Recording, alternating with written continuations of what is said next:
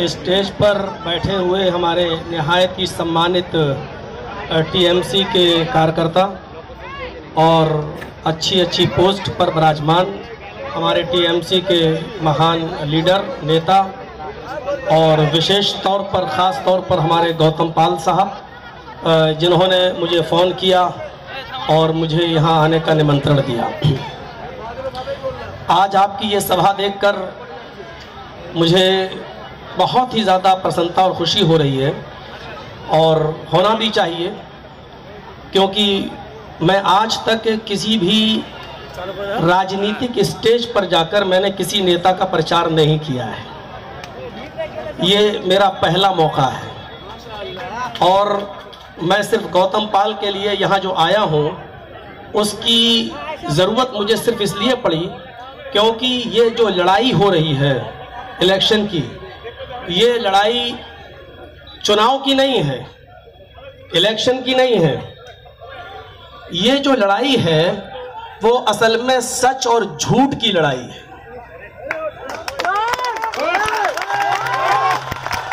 मैं इसलिए आपके सामने आया हूं ताकि आपको होशियार करूं, आपको केयरफुल करूं और ये बताऊं कि ये लड़ाई इस बात की लड़ाई है कि सच क्या है और झूठ क्या है, बेईमानी क्या है और सच्चाई क्या है, ईमानदारी क्या है।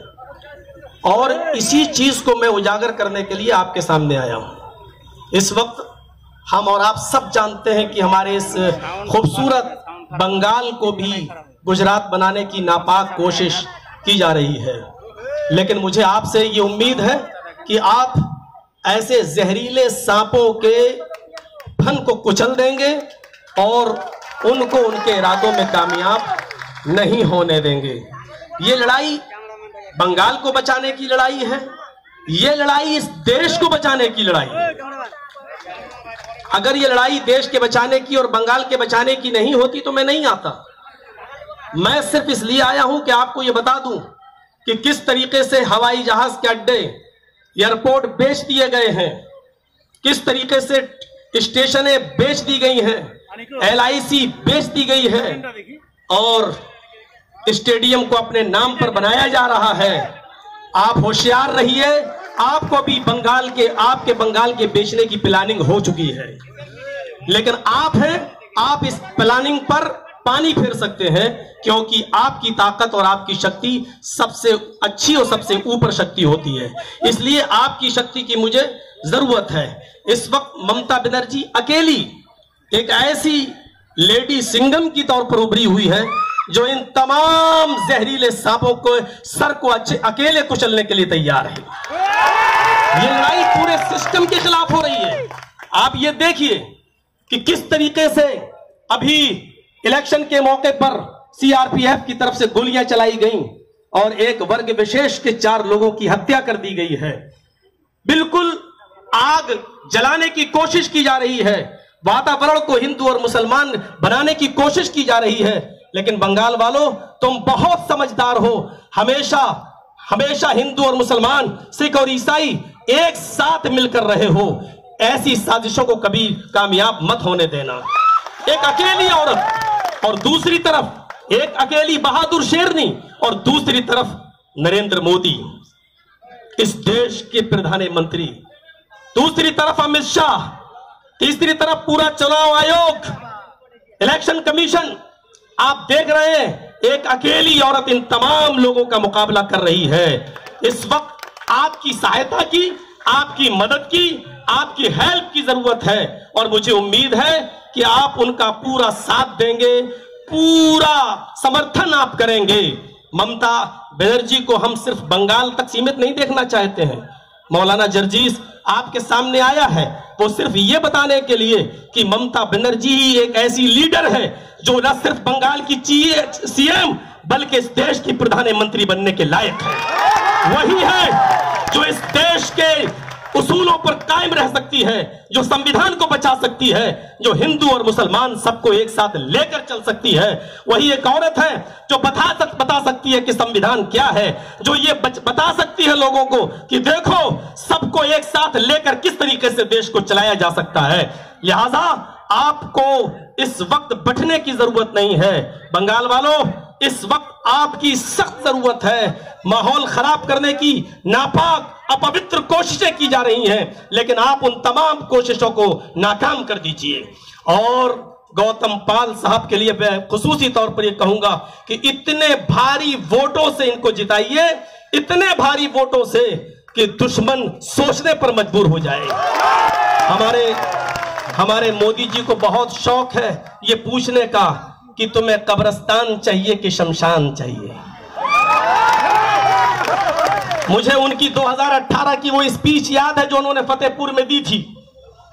कहा था कि शमशान चाहिए कि कब्रिस्तान चाहिए, और बार बार ये पूछा गया पब्लिक से और कहलवाया गया, कहो कि शमशान चाहिए, कहो कि शमशान चाहिए। मैं आपसे निवेदन करता हूं कि 22 तारीख को होने वाले इलेक्शन में टीएमसी के नेता को जिताकर, विपक्षी की नेता को हराकर शमशान ही पहुंचा दीजिए, इसलिए कि इनको शमशान से बहुत ज्यादा प्यार है, इनको शमशान से बहुत ज्यादा मोहब्बत है। इनको आप शमशान पहुंचाने का काम कीजिए। मेरे भाइयों और बहनों, आप सबसे मैं एक निवेदन और करना चाहता हूं, और वो बहुत खास निवेदन है। दुनिया का कोई धर्म ऐसा नहीं है जिसने नफरत सिखाई हो। दुनिया में कोई धर्म ऐसा नहीं है कि जिसने नफरत सिखाई हो। और जब मोदी जी और अमित शाह ने ममता बनर्जी के ऊपर इल्जाम लगाया और किसी ने उनको ममता से ममता बेगम कहने की कोशिश की, तो उन्होंने अपने स्टेज पर चंडी पाठ करके बताया कि मैं इतनी बड़ी हिंदू हूं कि तुम विचार में नहीं ला सकते हो, तुम अपने दिमाग में नहीं ला सकते हो।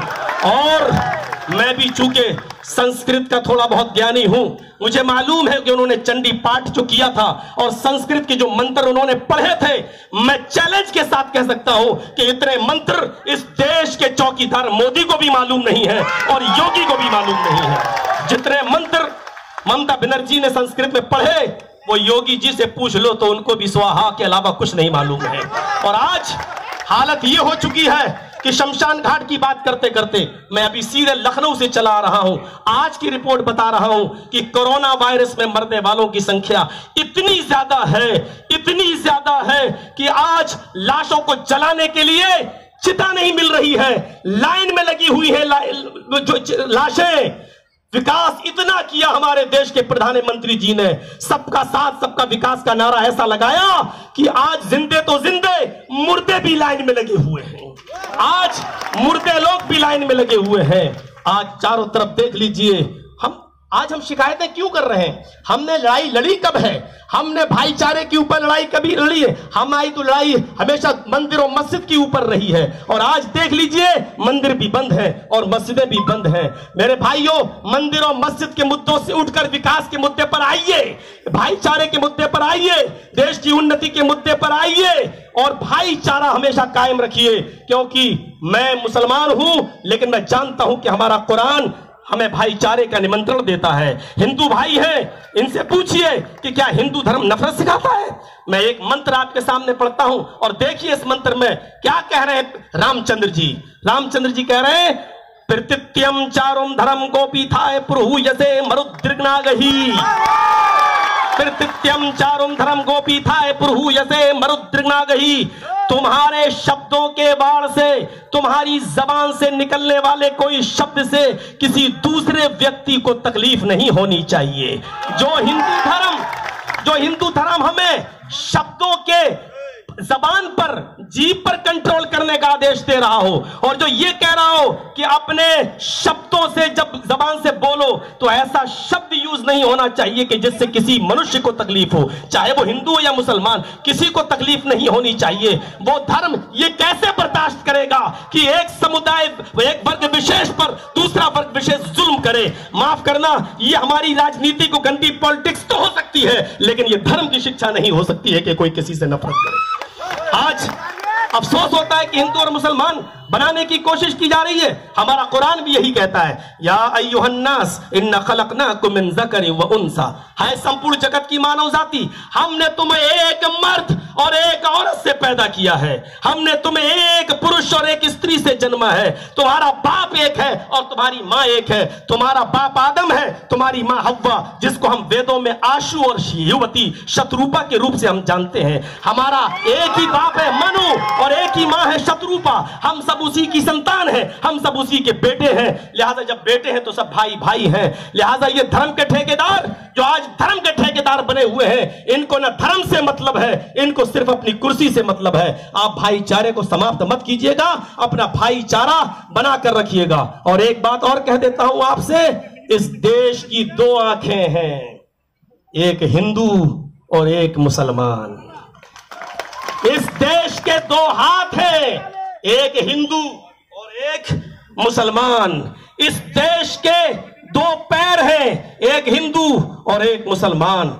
ये देश उस वक्त सलामत है जब हिंदू भी सलामत है, सुरक्षित है, और मुसलमान भी सुरक्षित है। अगर किसी एक को तकलीफ पहुंचाने की कोशिश की, अगर किसी एक को सताने की कोशिश की, तो गोया कि एक आंख आप फोड़ रहे हैं, एक हाथ आप तोड़ रहे हैं, एक पैर आप काट रहे हैं। और याद रखो, अगर इस देश में एक भी धर्म का, एक भी धार्मिक इंसान को तकलीफ हुई तो यह देश काना हो जाएगा, यह देश लूला हो जाएगा, यह देश लंगड़ा हो जाएगा।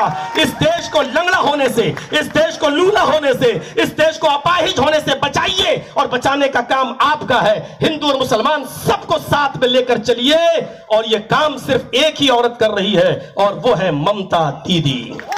वो है ममता दीदी, जिसने हिंदू को हिंदू नहीं, मुसलमान को मुसलमान नहीं, जिसने अपना सबसे बड़ा धर्म समझा इंसानियत का, जो गरीबों की मसीहा है। आप गौतम बुद्ध के हाथ को मजबूत करके ममता बनर्जी को मजबूत करिए। वैसे तो मैं आपकी लहर देखकर मैं समझ गया हूं कि गोदी मीडिया क्या चीख चीख कर ऐलान कर रही है और वास्तविकता क्या है, वास्तविकता क्या है। और गोदी मीडिया का हाल तो आप जानते ही क्या है। गोदी मीडिया का हाल कभी सही सच्चाई में समझना है तो यह समझ लीजिए कि गोदी मीडिया यह है कि कोई आदमी अगर पानी में डूब रहा है तो उसको बचाएगी नहीं। कोई आदमी पानी में डूब रहा है और ये गोदी मीडिया उसके सामने पहुंच जाए तो ये उसको बचाएगी नहीं, बल्कि उसके मुंह में कैमरा घुसड़ के पूछेगी आपको कैसा लग रहा है, इस वक्त आपको कैसा लग रहा है, इस वक्त आपको कैसा लग रहा है। और हो सकता है कि शाम तक अब न्यूज चैनलों पर आपको हटाकर अब मुझे ही दिखाया जाए। मुझे मालूम है कि किस सिमत की तरफ आपको बहकाया जाएगा, लेकिन इस लेडी सिंघम के हाथ को मजबूत करिए। ये घायल शेरनी है, घायल शेरनी। अमित शाह और मोदी जी ये सब जहरीले सांप हैं, जहरीले सांप, और इन सांपों के सरों को कुचलने के लिए अकेली शेरनी काफी है। बस आपसे निमंत्रण करता हूं, आपसे अपील करता हूं कि ममता बनर्जी को मजबूत करिए और देश में भाईचारा बना रहने दीजिए। कोई खुश नहीं है इस गवर्नमेंट से, कौन नहीं जानता किसान आज कहां पहुंचे हुए हैं, व्यापारियों का आज क्या हाल हो रहा है, स्कूलों का हाल आज क्या हो चुका है। कोई भी कौम, कोई भी बिरादरी, कोई भी जात, कोई भी समूह आज बीजेपी से खुश नहीं है, सब इसको बद्दुआएं दे रहे हैं। लेकिन ममता बनर्जी के इस इलाके में आकर सेंध लगाने की कोशिश की जा रही है। आपसे मैं फिर अनुरोध करता हूं, फिर एक बार रिक्वेस्ट करता हूं, फिर आपसे अपील करता हूं। मुझे आशा है, मुझे उम्मीद है, मौलाना जर्जीस एक मुस्लिम होने के नाते इतना बोलता है कि मैंने आपकी भीड़ देखकर यह अंदाजा लगा लिया है कि आपको जिसको मारना था वो मर चुका है, आपको जिसको मारना था वो मर चुका है, और हमने जनाजा पढ़ा दिया है, हमने जनाजा पढ़ा दिया है। अब दफन करने का काम बाकी रह गया है, वो 22 तारीख को आपका है। मुझे उम्मीद है कि आप दफन कर देंगे। आप गौतम पाल को मजबूत करके टीएमसी को मजबूत करेंगे, बंगाल को बचाएंगे, भाईचारा कायम रखेंगे, और ये अहद, ये वादा करके यहां से उठिए कि हम बंगाल को दोबारा गुजरात नहीं बनने देंगे, और ममता दीदी को हम फिर से लाएंगे। पहले बंगाल में लाइए और फिर हम सब मिलकर कोशिश करते हैं उनको दिल्ली पहुंचाने की। बंगाल जिंदाबाद, हिंदुस्तान जिंदाबाद। सलाम।